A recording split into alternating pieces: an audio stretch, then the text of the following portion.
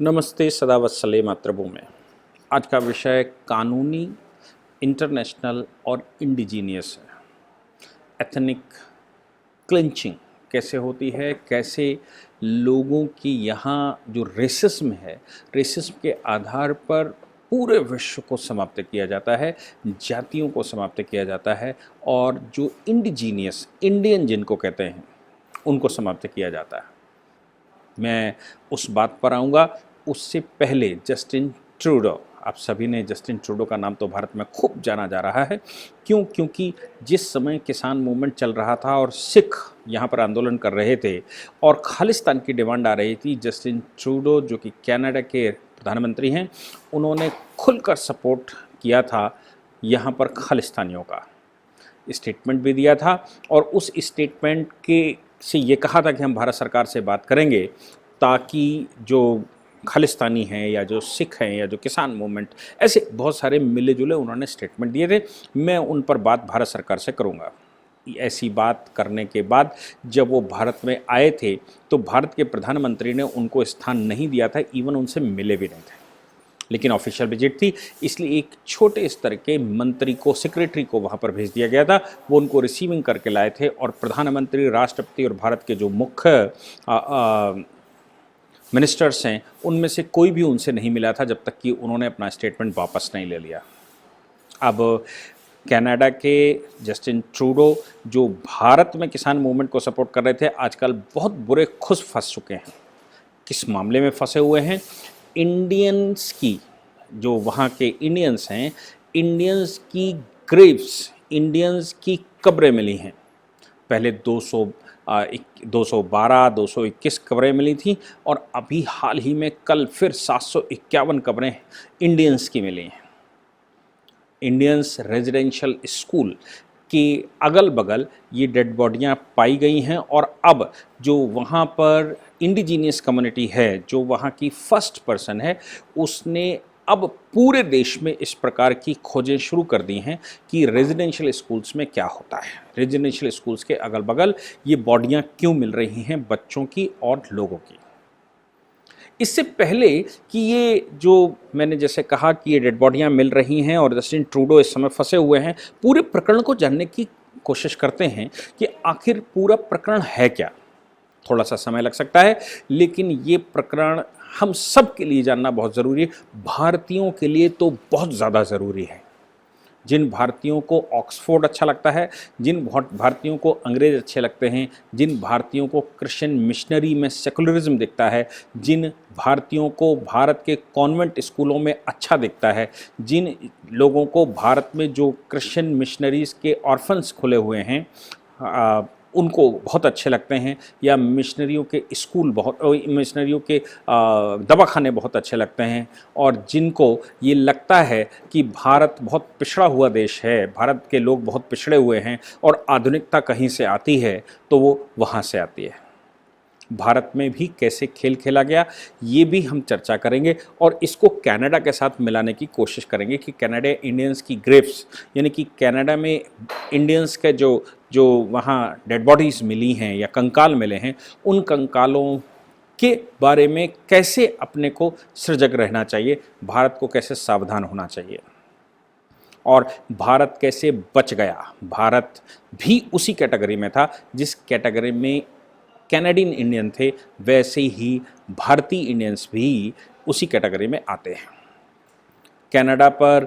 Canada में क्या, पूरे संसार में अपनी लोकल रेजिडेंशियल यूनिट रहती है। जो लोकल लोग थे, ये जो उपनिवेशवाद शुरू हुआ, चूँकि कनाडा में तो इस्लामिक उपनिवेशवाद नहीं पहुंचा, लेकिन अंग्रेजी उपनिवेशवाद संसार भर में गया, यानी कि यूरोपियन उपनिवेशवाद पूरे संसार में गया क्रिश्चियंस को लेकर।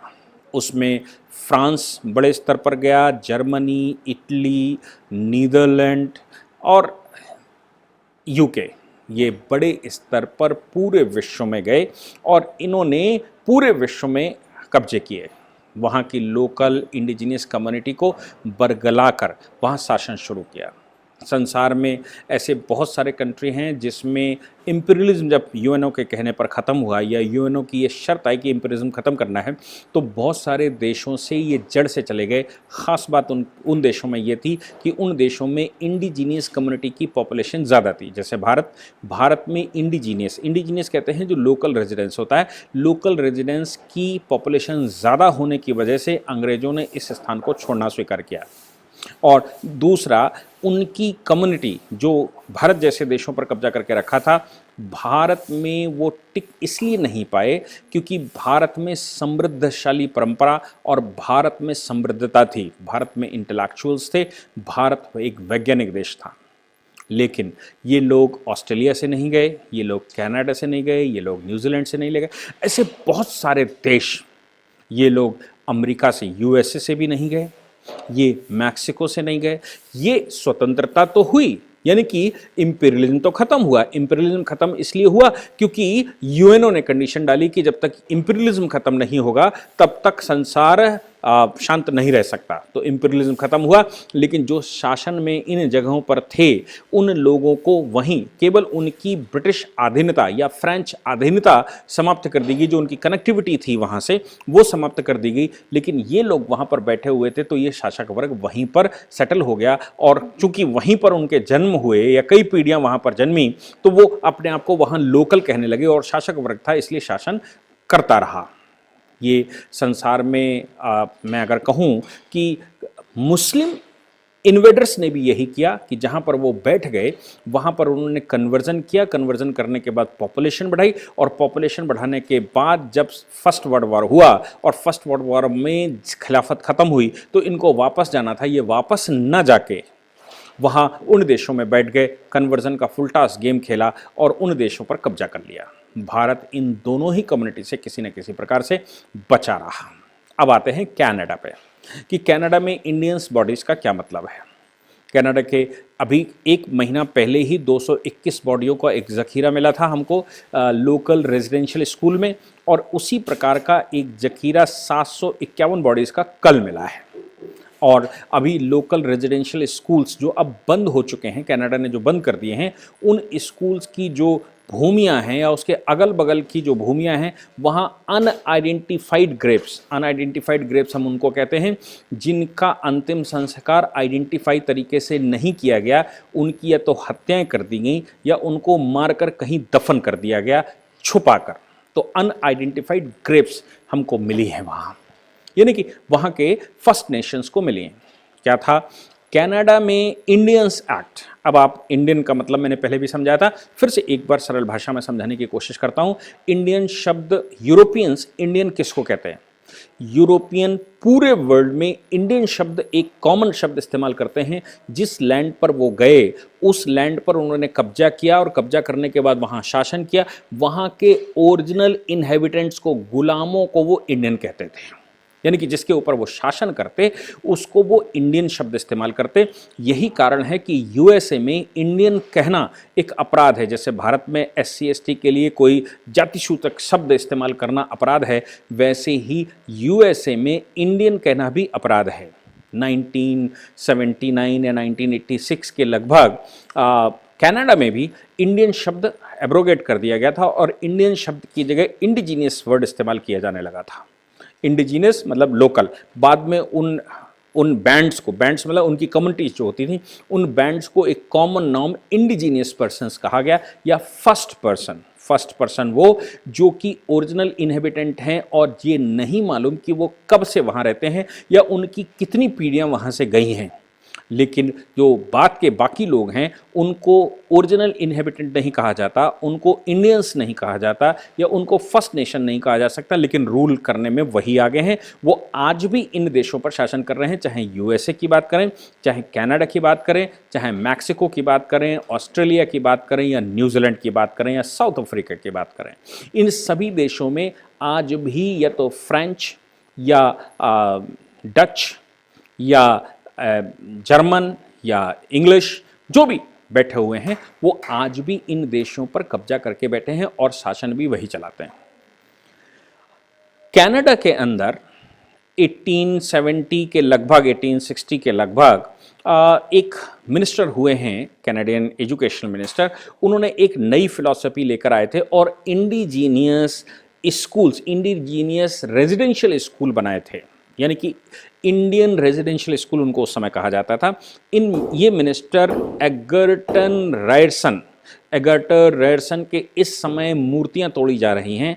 एगर्टन रायसन, जिनको आधुनिक एजुकेशन का जनक कहा जाता है, 19वीं सदी में इन्होंने शुरू किए थे और ये कहा था कि जो इंडिजीनियस पर्सन है वहाँ का, याद रखिएगा एगर्टन रायसन भी ये फ्रेंच हैं या अंग्रेज हैं, ये ओरिजिनल इंडियन नहीं है, लेकिन वहाँ पर ये स्कूल बनाकर उनको क्रिश्चियनिटी कैसे अडॉप्ट करवाई जाए, उनको भाषा कैसे बनाई जाए, बताई जाए, उनको कैसे अंग्रेज़ों का गुलाम बनाया जाए और फ्रेंच का गुलाम बनाया जाए, ये सब काम इन रेजिडेंशियल स्कूल्स में होता था। एक बात और है, इन्हीं मिनिस्टर के टाइम पर वहाँ के संविधान में एक संशोधन किया गया था और ये कहा गया था कि 14 ईयर्स तक, 14 साल की उम्र तक इंडियन रेजिडेंशियल स्कूल में इंडियंस की अटेंडेंस कंपलसरी है। यानी कि ऐसा कोई बच्चा नहीं हो सकता 14 वर्ष से छोटा जिसका एडमिशन स्कूल में ना करवाया जाए और उसको, उन बच्चों को इन स्कूलों में रखा जाएगा। इन स्कूलों में सभ्यता के नाम से अंग्रेज़ी गुलामी और फ्रेंच गुलामी सिखाई जाएगी। इन फ्रेंच गुलामी और अंग्रेजी गुलामी को सिखाने के उद्देश्य से इन लोगों को वहाँ रखा जाता था और उनको कन्वर्ट किया जाता था। किस प्रकार से वो कन्वर्ट हों, क्योंकि ये स्कूल कैथोलिक चर्च, जो आजकल हम जिसको रोमन एम्पायर उस समय कहा जाता था, या हम वेटिकन जिसको कहते हैं, वेटिकन का जो चीफ होता है वो उन स्कूलों का मुखिया होता था और वो चर्चों के द्वारा स्कूल चलाए जाते थे। चर्च स्कूल चलाते थे तो उसको मिशनरी एजुकेशन कहा गया। मिशनरी एजुकेशन के द्वारा इंडिजीनियस पर्सन्स को वहाँ पढ़ना और उनको क्रिश्चियनिटी सिखाना, उनको अपने योग्य बनाना और धीरे धीरे करके उनकी पहचान मिटाना, ये सारे काम उस समय की कैनेडियन गवर्नमेंट ने किया। मैं उस समय की बात कर रहा हूँ जब कनाडा पूर्ण रूप से गुलाम था, या तो फ्रेंच के कब्जे में था या फिर अंग्रेज़ों के कब्जे में था। यूएसए भी फ्रेंच और इंग्लिश के कब्जे में था, तो कनाडा भी कुछ इसी प्रकार का कैरेक्टर रखता था, फ्रेंच और यूके के कब्जे में। दोनों ही क्रिश्चियन आफ्टर ऑल हैं और दोनों पर ही जो स्कूल बने थे एगर्टन रायसन के समय पर, वो सब वेटिकन से बने थे और वो स्कूल्स चलाए जाते थे मिशनरियों के द्वारा। इन मिशनरियों में पढ़ने वाले बच्चे गायब हो जाते तो उनकी कोई सुनवाई नहीं होती और बता दिया जाता कि ये बच्चे बड़े हो गए, उनको वहाँ दूसरे कंट्री में पोस्ट कर दिया गया है, कहीं और चले गए हैं, इनकी बड़ी अच्छी नौकरी लग गई है, इनको सरकार ने अडॉप्ट कर लिया है, और इन बच्चों को मारकर अनआइडेंटिफाइड प्लेस पर दफन करके और गलत सूचनाएं दे देना इंडिजीनियस पर्सन को, इंडियंस को, और उस तरह चलता था। भारत में भी यही काम उस समय चलाया गया और इन स्कूलों में एडमिशन देने के लिए, एडमिशन करवाने के लिए भारतीय इंडियंस, जिनको वो इंडियंस कहते थे, वैसे उन्होंने पूरे विश्व में अपने एजेंट बनाए हुए थे और जहां उनकी सरकारें थीं तो उनको कन्विंस करके इन रेजिडेंशियल स्कूल्स में भर्ती करवाया जाता था। भारत में भी कुछ ऐसा ही हुआ। उस समय जब रेजिडेंशियल स्कूल भारत में बनाए गए, उस समय जब क्रिश्चियन कॉलेजेस भारत में बनाए गए और मैकाले भारत में आया, तो इनका उद्देश्य, इन अंग्रेजों का और फ्रेंच, ये जितने भी शासन कर रहे थे यूरोपियंस, इनका एक सिंपल फार्मूला इन्होंने अडॉप्ट किया था कि जब तक जिन देशों पर हम शासन कर रहे हैं उन देशों को उनका इतिहास भुलवाया नहीं जाएगा और उनको अपने मातहत परस्त नहीं किया जाएगा, उनको उनकी ही संस्कृति के प्रति हीन भावना पैदा नहीं की जाएगी, तब तक इन देशों पर राज्य नहीं किया जा सकता। यही कारण था कि मैकाले जब भारत में पहला एजुकेशन कमीशन बन के आया तो उसने रिकमेंडेशन की कि भारत की एजुकेशन, जो संसार की सबसे सर्वोच्च एजुकेशन है, भारत की सांस्कृतिक एजुकेशन जो वर्ल्ड भर को दिशा दिखा सकती है, इन सबको नष्ट करना होगा और इनको इनकी एजुकेशन प्रणाली से कहीं दूर भगाना होगा, इनको अपनी वैभवशाली संस्कृति से भटकाना होगा।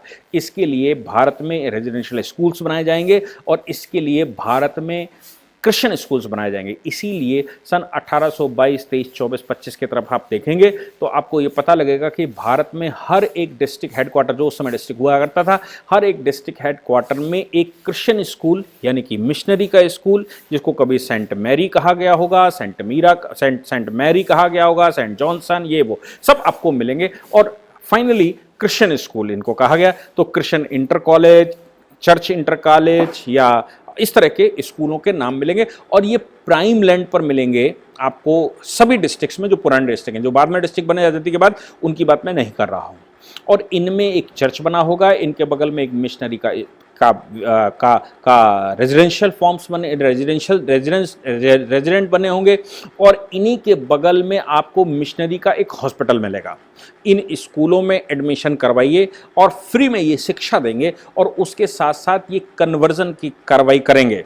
वो प्रक्रिया आज भी भारत में चल रही है, वो चाहे संत मदर टेरेसा के नाम से चल रही हो या फिर पोप के नाम से चल रही हो। वो लोग भारत में आकर इस तरह के स्कूल खोलें और इन स्कूलों में भारतीयों के एडमिशन करवाए जाएं। मैंने कल भी एक लेक्चर के दौरान कहा था कि इन स्कूलों में एडमिशन करवाने के लिए भारतीय तो आगे आने वाले हैं नहीं, क्योंकि भारतीय में सांस्कृतिक एजुकेशन और जो टॉप की साइंटिफिक वैज्ञानिक एजुकेशन है वो टॉप पर थी, जिसके लिए कोई शुल्क किसी को नहीं देना पड़ता था। यानी कि पूरी की पूरी इंडिजिनियस सोसाइटी जो भारत की थी वो बहुत समृद्ध थी। बस उसने अगर कुछ नहीं सीखा था तो लोगों को बेवकूफ़ बनाना नहीं सीखा था। ईमानदारी हमारा एक गहना होता था जो हमारी कमजोरी भी बना, और हम दूसरों से मतलब नहीं रखेंगे, अपने में ही मतलब रखेंगे। ये हमारी अच्छाई हमारी कमजोरी के रूप में उस समय सामने आई और हमारा चुप रहना हमारे लिए एक समस्या हुई, जिसकी वजह से कभी मुसलमानों ने तो कभी अंग्रेज़ों ने हमारे ऊपर कब्जा किया। इस व्यवस्था में जब उनको हम लोग एडमिशन करवाने नहीं गए तो राम मोहन रॉय, जो कंपनी के एम्प्लॉय 10 वर्ष से थे, कंपनी के कर्मचारी थे, उनको राजा की उपाधि दी गई और उनको इंग्लैंड में 2 साल एजुकेट किया गया कि कैसे वो भारत में इन स्कूलों में एडमिशन करवाएंगे, ताकि भारतीय लोग इन रेजिडेंशियल स्कूल्स में आएँ और एडमिशन लें और इन स्कूल्स में आकर कन्वर्जन का काम पूरा हो और भारत अपनी संस्कृति से भटके और अंग्रेजी एजुकेशन को स्वीकार करे, ताकि वो अंग्रेज प्रस्त बन सके।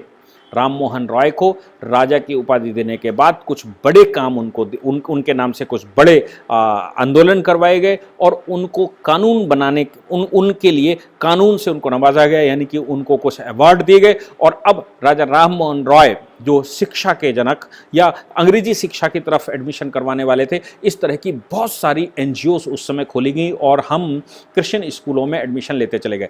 यही कारण है कि 1941 की जनगणना अगर आप वाइट पेपर भारत का पढ़ेंगे, जो उस समय की होम मिनिस्ट्री ने आज़ादी के समय पर जारी किया था, उस वाइट पेपर में जो रिलीजन है, उस रिलीजन के मामले में प्रिंसली स्टेट्स के जो क्षेत्र है उसमें 46% क्रिश्चियंस बताती है वो, और 13% मुसलमान, और बाकी सब मिलाकर यानी कि 46% क्रिश्चियन, यानी कि जो मिशनरी के स्कूल में कभी पढ़ा होगा, जो मिशनरी के संपर्क में रहा होगा, जो सरकार के संपर्क में रहा होगा, उन सबको वो ये मानकर चलते थे कि ये कभी ना कभी क्रिश्चियन हो ही जाएंगे। और ये इन पाइपलाइन, इनको क्रिप्टो क्रिश्चियंस कहते हैं, यानी कि ये सभी क्रिश्चियनिटी के पाइपलाइन में है। आज की सोसाइटी में भारत में क्रिप्टो क्रिश्चियंस की संख्या लगभग 70% हो चुकी है। मैं इसलिए क्रिप्टो क्रिश्चियन 70% कहता हूं क्योंकि अंग्रेजों की परिभाषा के अनुसार जो अंग्रेजी एजुकेशन लेने लगे, जो मिशनरी की एजुकेशन लेने लगे, जो उनके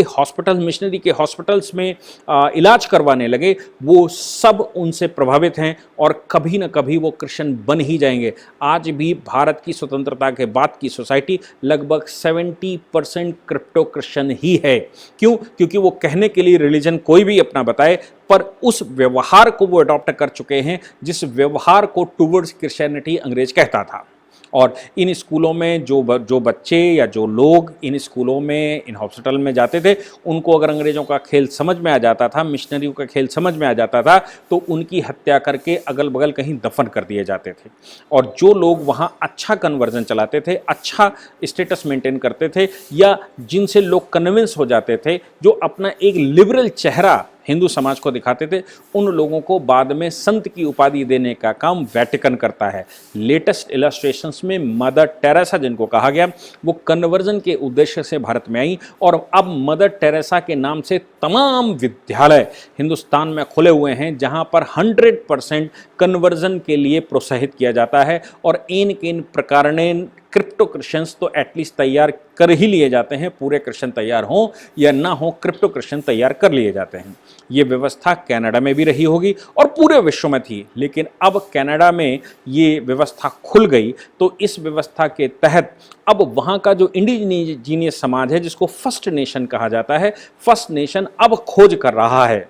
वेटिकन ने इस पर स्टेटमेंट दिया, पॉप जॉन पॉल जो भी इस समय बैठे हुए हैं उन्होंने स्टेटमेंट दिया, और स्टेटमेंट में उन्होंने कहा, स्टीफन और क्या जो भी पॉप इस समय बैठे हैं, उन्होंने कहा कि बड़ा पेनफुल है श्रीमान जी, ये पेनफुल नहीं है, ये आप लोगों के द्वारा की गई हत्याएं हैं, जो कन्वर्जन करने के उद्देश्य से, जो संसार को समाप्त करने के उद्देश्य से आपने स्कूली एजुकेशंस पढ़ाई, एजुकेशन शुरू की, और फिर आपने उन लोगों की हत्याएं की जो लोग आपके चक्कर में नहीं आए। कैसे परमेश्वर के भक्त अपने आप को कहते हैं, कैसे परमेश्वर की देन आप अपने आप को कह ही सकते हैं।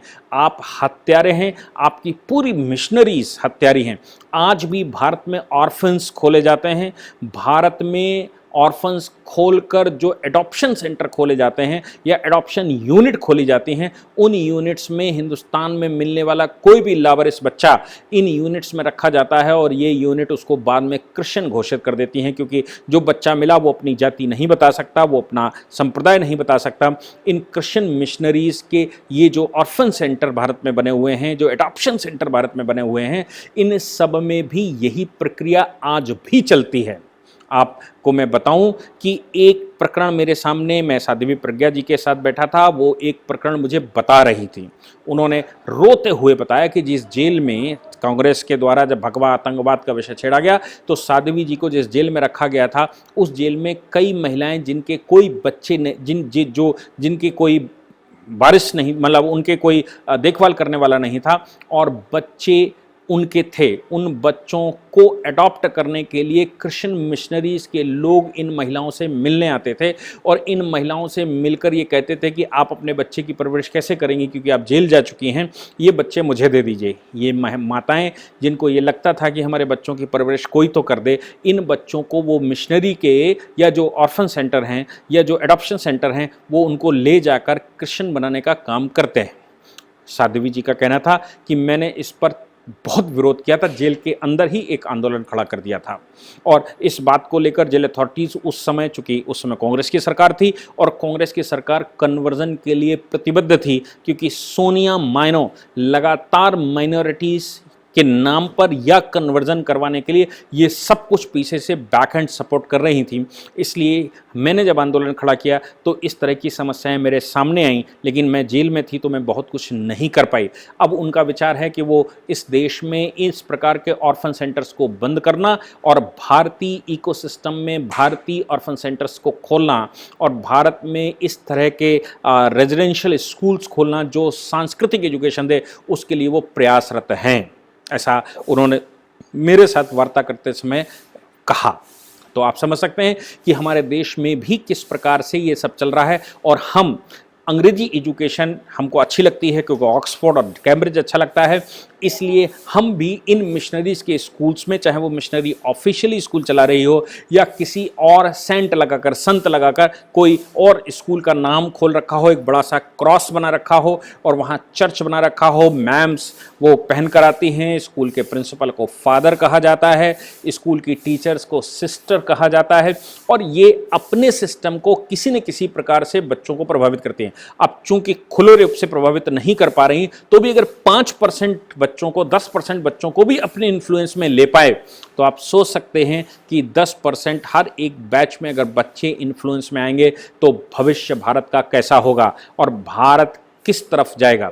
ये सब कुछ चलता ही रहता है। लेकिन अभी इस समय की बात यह है कि जस्टिन ट्रूडो खुद माफिया मांगते घूम रहे हैं, और अब कैनेडियन इंडियन रेजिडेंशियल स्कूल्स में जो डेड बॉडीज मिली हैं, वो चूंकि खुद भी अंग्रेज की ही औलाद हैं, वो खुद भी यूरोप की ही औलाद हैं, और वो खुद भी क्रिश्चियन हैं, इसलिए वो किस तरफ जाएं, वो इंडिजीनियस पर्सन्स के साथ में खड़े हों या जो रूलर्स उनके बाप दादे रहे हैं उनके पक्ष में खड़े हों, ये उनको समझ नहीं आ पा रहा है। तो वो कह रहे हैं, लगातार खुद भी कह रहे हैं, ये गलत था, ये गलत हुआ, ये सही नहीं हो रहा, ये ऐसा, ये वैसा। इंडियन एक्ट में संशोधन किया गया, वहां पर आपको मालूम है, भारत तो हम इंडिया को कहते हैं, लेकिन वहां पर इंडियन एक्ट लागू है। इंडियन एक्ट उन इंडिजीनियस पर्सन्स के लिए है जो वहां की लोकल कम्युनिटी है, और उस लोकल कम्युनिटी में इंडियन एक्ट में वो संशोधन करने की बात कर रहे हैं कि हम इंडियन एक्ट में संशोधन करके आपको इंसाफ दिलाएंगे और कंपनसेशन दिलवाएंगे। हालांकि वो रेजिडेंशियल स्कूल बंद हो चुके हैं, अब पिछले 20 वर्ष से 30 वर्ष से बंद हैं, लेकिन फिर भी अब जो बॉडियां वहां पर मिल रही हैं वो स्वयं में बता रही हैं कि कितना खतरनाक मिशनरियों का खेल पूरे संसार में चल रहा है। अब मुझे लगता है कि जो वहां के सिख्स हैं, जो सिख जो अपने आप को खालिस्तानी मूवमेंट में इन्वॉल्व मानते हैं, उनको जस्टिस ट्रूडो से ये प्रश्न पूछना चाहिए कि आप भारत का सपोर्ट तो कर रहे हैं, भारत में तो आप विभाजन की राजनीति बता रहे हैं, क्या आप अपना इस्तीफा देंगे या खुली माफिया मांगेंगे कि आपके पूर्वजों ने वहाँ कनाडा के लोकल रेजिडेंट पर्सन के साथ कितने गलत व्यवहार करे और कितनी हत्याएं करें। अब कनाडा में मुझे लगता है कि लोगों को जागरूकता आ गई है और वो ढूंढ रहे हैं कि इस प्रकार के रेजिडेंशियल स्कूल्स को और खोजा जाए। अभी तो 2 ही खोजे गए, उनमें ये बॉडियाँ मिली हैं। पूरे कनाडा में जिस समय किया जाएगा तो मुझे लगता है कि एक बहुत बड़ा रहस्य खुलकर आएगा और बहुत हत्याओं के दोषी क्रिश्चियन मिशनरीज या चर्च माने जाएंगे और वेटिकन को अब ख़त्म करने की नौबत क्रिश्चियन स्वयं उठाएंगे, जो क्रिश्चियंस कन्वर्ट हो गए, जो क्रिश्चियनिटी में कन्वर्ट हुए और जिनको लगा था कि ये बहुत अच्छा पॉपुलर लिबरल ग्रुप है या पॉपुलर लिबरल ग्रुप है। मुझे लगता है कि भारतीयों को भी इससे सबक लेना ही चाहिए और जिस प्रकार जस्टिन ट्रूडो फंसे हुए हैं वो ये साफ बता रहा है कि भारत के भविष्य के साथ जो भी इसमें हस्तक्षेप करेगा उसका अपना समूल नाश होना स्वाभाविक है। क्यों? क्योंकि भारत एक दैवी देश है, भारत में दैवी कृपा है और देवताओं के देश होने की वजह से भारत लाखों करोड़ों वर्षों से ऐसा ही है और यहाँ पर कन्वर्जन होता है। लेकिन एक स्टेज के बाद जब भगवान जन्म लेते हैं तो फिर से सब कुछ समाप्त हो ही जाता है। मुझे लगता है कि भारतीयों को इससे सबक लेना चाहिए और जिस प्रकार से कनाडा के मुंह पर तमाचा भगवान ने मारा है वो सबको सबक लेते हुए आगे बढ़ना ही चाहिए। Thank you very much.